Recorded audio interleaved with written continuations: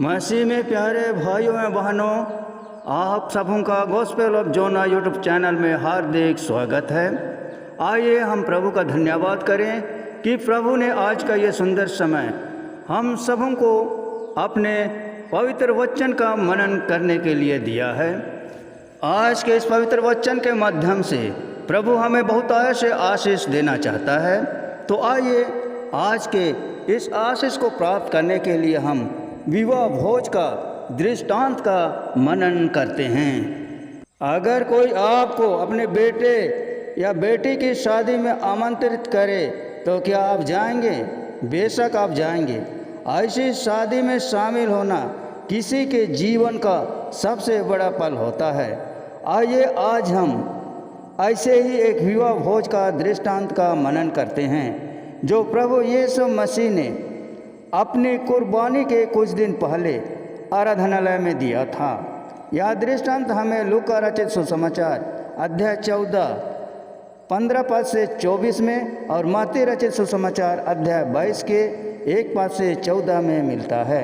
प्रभु यीशु मसीह ने यह दृष्टांत उस समय दिया जब धार्मिक अगुए यीशु मसीह की लोकप्रियता से भयभीत थे, क्योंकि यीशु मसीह उनकी दिखावटी धार्मिकता को खुली चुनौती दे रहे थे।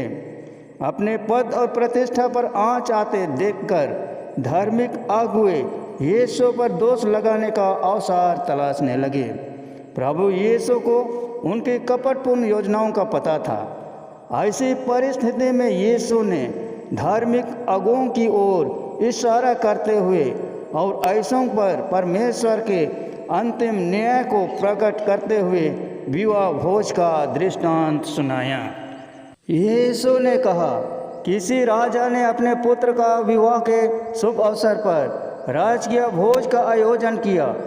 उसने राज के सभी सम्मान्य लोगों को आमंत्रित किया।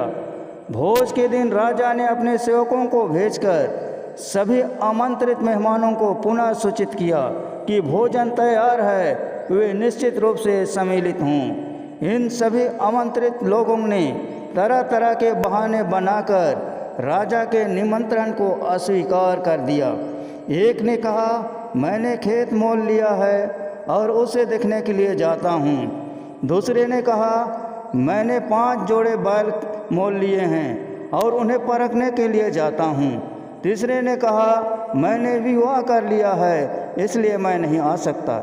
इतना ही नहीं, उन्होंने राजा के सेवकों के साथ दुर्व्यवहार किया और बहुतों को मार भी डाला।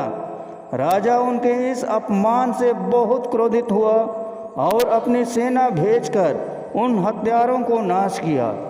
इसके बाद राजा ने अपने सेवकों को बुलाकर कहा, भोजन तो तैयार है पर आमंत्रित न्यौताहारी योग्य नहीं ठहरे, इसलिए चौराहों में जाओ, बाजारों में जाओ और तुरंत जाकर कंगालों, टुंडों, लंगड़ों और अंधों को यहाँ ले आओ। सेवकों ने राजा के आज्ञा अनुसार किया, फिर भी जगह खाली रह गया। इसकी सूचना राजा को दी गई। तब राजा ने सेवकों से कहा, फिर से सड़कों में, बाड़ों में जाओ और जितने लोग मिले सबको ले आओ, ताकि मेरा घर मेहमानों से भर जाए, क्योंकि न्योते हुए में से कोई मेरी जेवनार को नहीं चखेगा।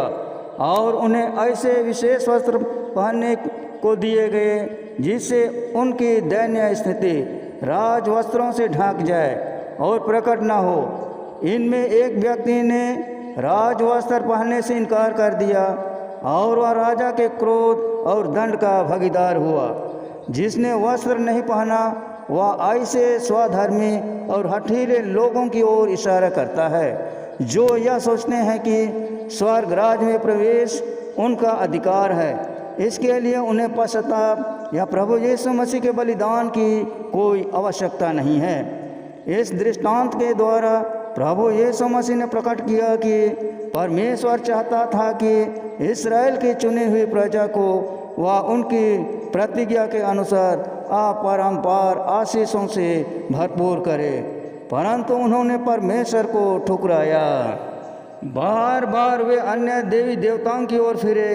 इन दृष्टांत के अनुसार न सिर्फ 2 बार परंतु बहुत बार परमेश्वर ने अपने दासों एवं भविष्यवक्ताओं के द्वारा लोगों के माध्यम से लोगों पर प्रकट किया कि वह लोगों को आशीषों से भर देना चाहता है।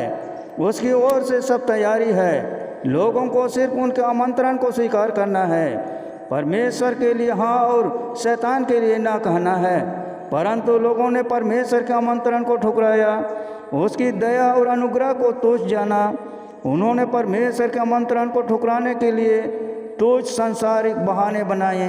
इतना ही नहीं, उन्होंने परमेश्वर के दासों का अपमान किया, उन्हें मारा पीटा और उनकी हत्याएं तक कर दी।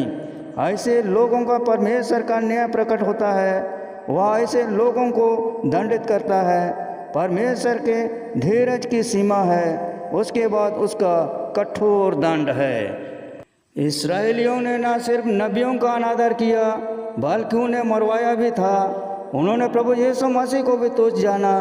प्रभु यीशु मसीह सर्वप्रथम इस्राएल की खोई हुई भेड़ों को ढूंढने और बचाने आया था। उसके आने की भविष्यवाणी पुराने नियम की प्राय प्रत्येक पुस्तक में दी गई थी, किंतु शास्त्र के ज्ञानी होकर भी शास्त्रियों और फरीसियों और बहुत तेरे इस्राएलियों ने अपने हृदय की कठोरता एवं स्वार्थ के कारण प्रभु यीशु मसीह का तिरस्कार किया।